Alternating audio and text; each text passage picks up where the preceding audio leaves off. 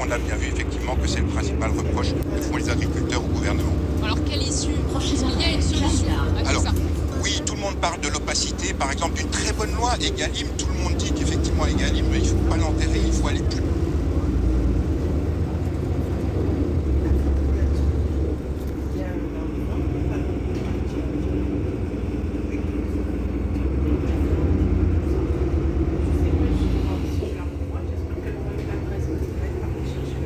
C'est pas moi, c'est l'autre. Je pense que le temps est passé, on est à la fin d'un cycle. On retrouve tout de suite notre deuxième invité, Nicolas Chaban, fondateur de C'est qui le patron? Focus Retail, l'interview. Nicolas Chaban, bonjour. Bonjour.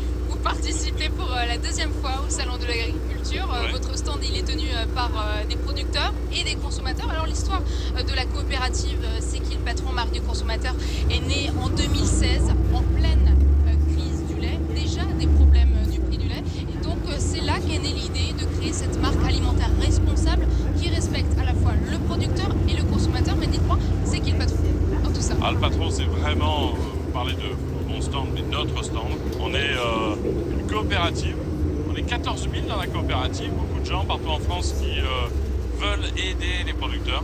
On n'oublie jamais tous les jours qu'ils nous nourrissent, ils nourrissent nos enfants.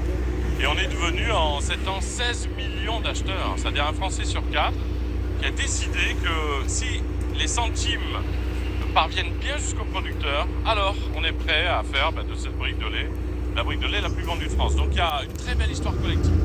Et merci pour les producteurs et merci à ceux qui les aident. Brique de lait plus vendue de France, hors MDD, c'est ce qu'on disait tout à l'heure. Cette crise du monde agricole, vous la sentiez venir, vous?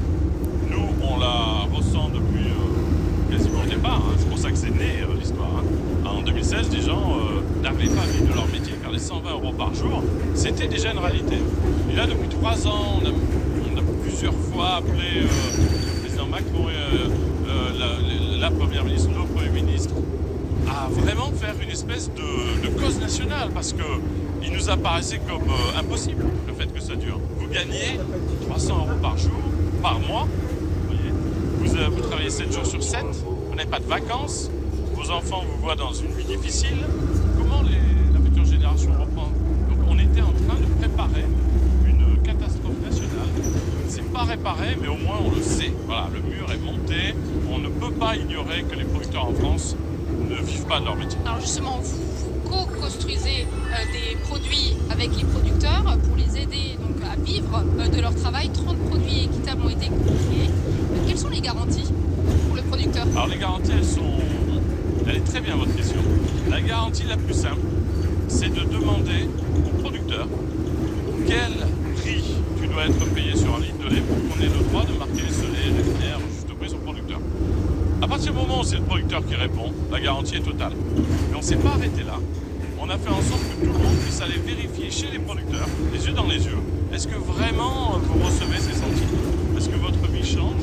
C'est comme ça que là, ça évolue au fil des années. Ils nous ont demandé 54 par litre. Ce qu'on peut vous dire, c'est qu'en France, pour qu'un producteur de lait vive, part une semaine de vacances, une semaine en vacances chaque année, il faut 54 centimes par litre.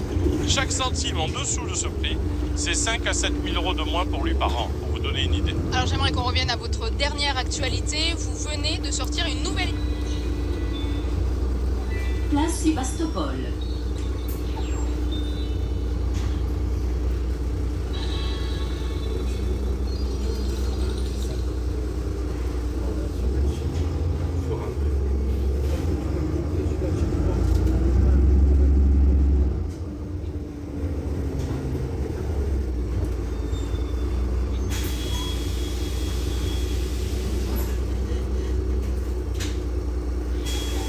Place Sébastopol.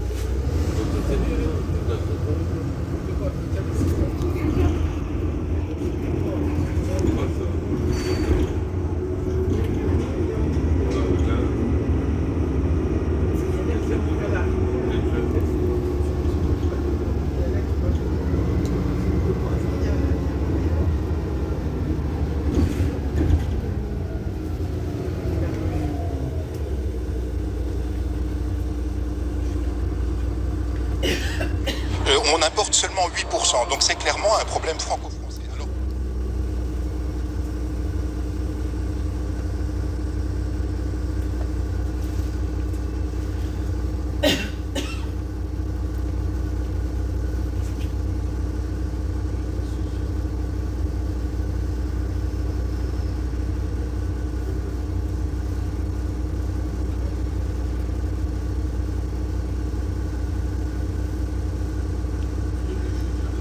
inquiétant pour notre santé. C'est vrai que c'est inquiétant pour les consommateurs, surtout après la mise en pause du plan Éco-Phyto. Tout Et à ça, fait. on aura certainement l'occasion d'en reparler Tout à dans fait. l'émission. Merci beaucoup Jean-Marc. Avec plaisir.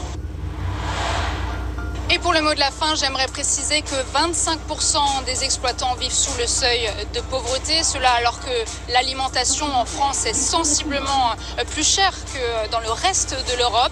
La marge nette globale des distributeurs est de 2%, elle aussi inférieure à celle des voisins européens. Alors pendant cette tension actuelle et des investissements prévus pour la transition écologique, peut-être est-il enfin temps de mettre fin à la fameuse phrase « ce n'est pas moi, c'est lui » à méditer. Je vous retrouve la semaine prochaine, cette fois-ci, sur les plateaux de BFM Business. Focus Retail, la distribution de demain s'invente aujourd'hui. À suivre. Check-up santé.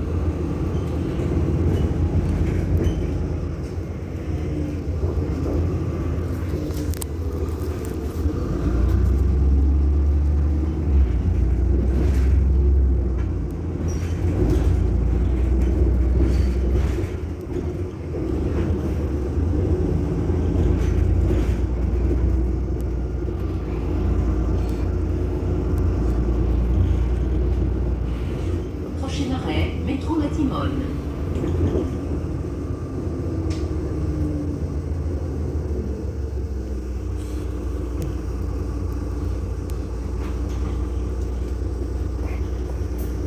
Liberté sans barre.